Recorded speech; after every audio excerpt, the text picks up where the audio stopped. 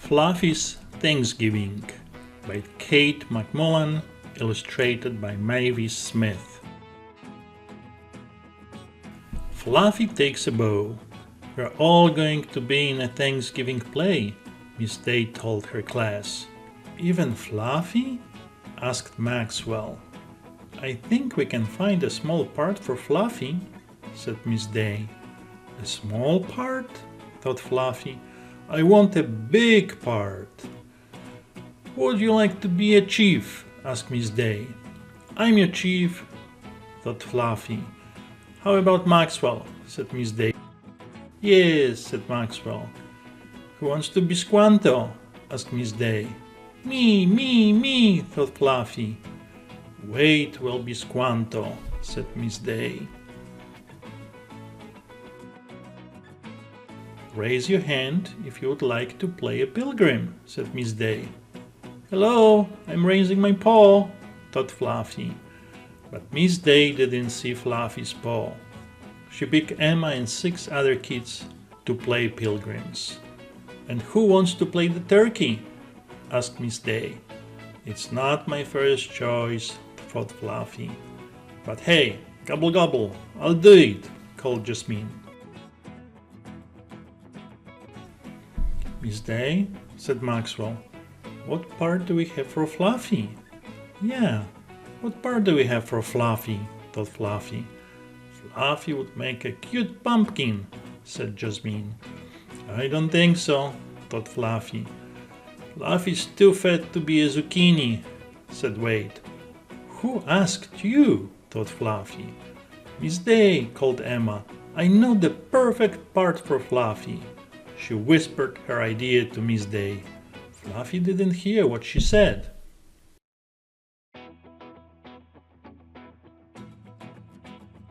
The whole school came to see the Thanksgiving play. The curtain went up.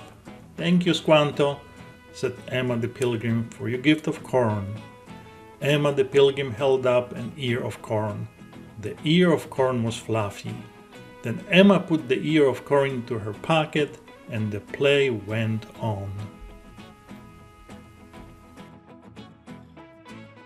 The ear of corn stuck its head out of the pocket.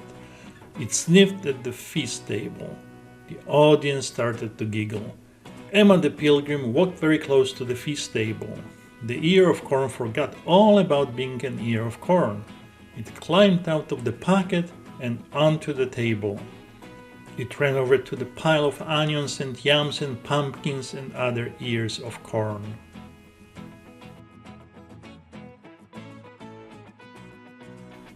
The audience laughed, but the ear of corn didn't notice. It was too busy gobbling its own Thanksgiving feast. When the play was over, Miss Day's class took a bow. The audience clapped and clapped. Emma the Pilgrim held up the ear of corn. The audience cheered. The ear of corn gazed out at everyone clapping and cheering.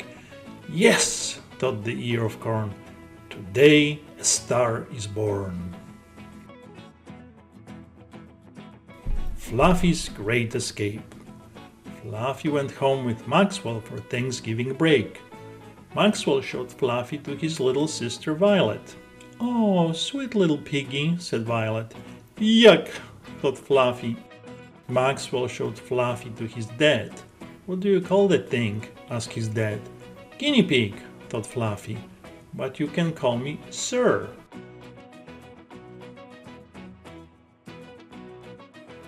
On Thanksgiving morning, Maxwell helped his mom wash the celery. Fluffy nibbled the celery leaves. The doorbell rang. It's Grammy, said Maxwell's mom. Maxwell, quick! Put the guinea pig back in his cage.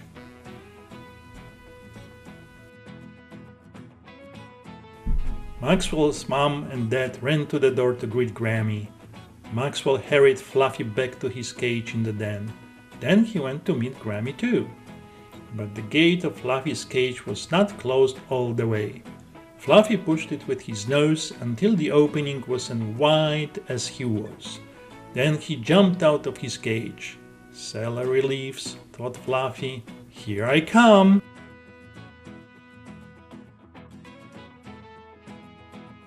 Let me take your suitcase to the guest room, Grammy, said Maxwell's dad. I can carry it, said Grammy. Let me help you, said Maxwell's mom. I can do it, said Grammy. I'm not that old. Grammy walked down the hall to the guest room. Fluffy walked up the hall to the kitchen. He was sniffing the air when he heard a scream. Oh, someone cried. A rat! A rat? Thought Fluffy. How awful! Fluffy turned around and ran back the other way.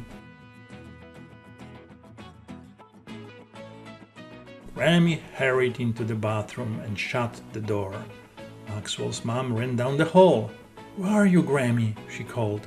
Fluffy ran into the guest room and hid behind the wastebasket.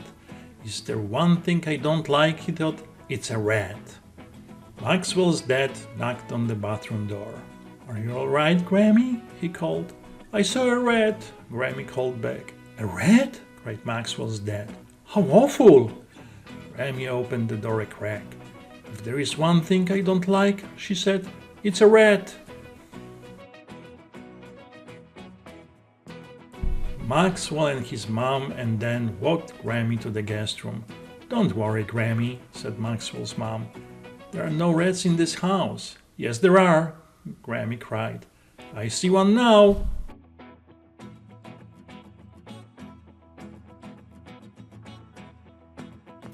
That's not a rat, Grammy, said Maxwell. That's a guinea pig.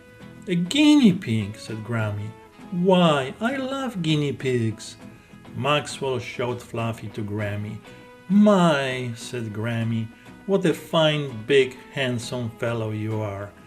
Grammy, thought Fluffy, you're one smart woman.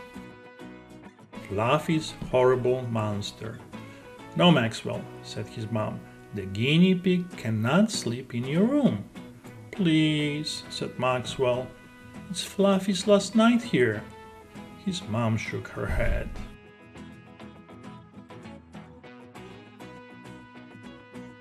May I say goodnight to Fluffy? Maxwell asked. Please? Okay, said his mom. Maxwell picked up Teddy and ran into the den. Good night, Fluffy, said Maxwell. Fluffy was already asleep. I'm sorry that you can't sleep with me, said Maxwell. But Teddy can sleep with you, so you won't be scared. Sweet dreams.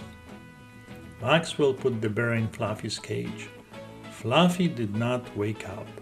He was dreaming that he was chasing a guinea pig named Duke.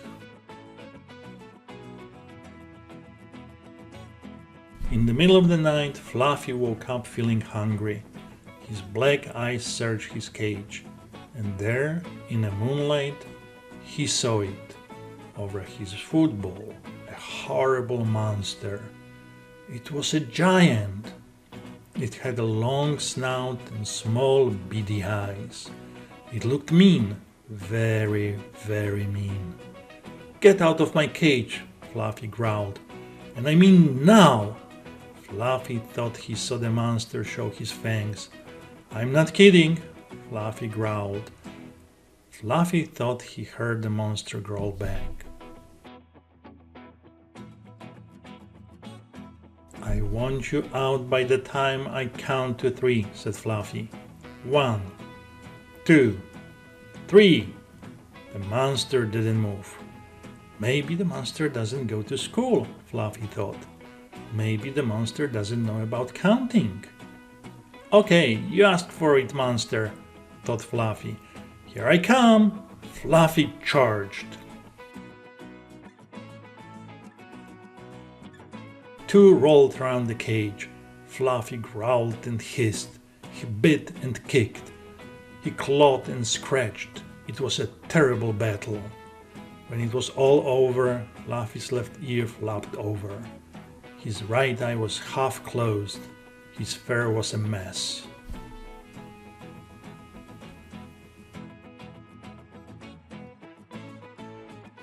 But the monster lay face down on the floor in Fluffy's cage. You should have run when you had the chance, growled Fluffy. On Monday, Maxwell took Fluffy back to school. He made a report to the class. It was fun to have Fluffy stay at my house, Maxwell said. When When he goes to your house, remember, Fluffy likes to sleep with the teddy bear.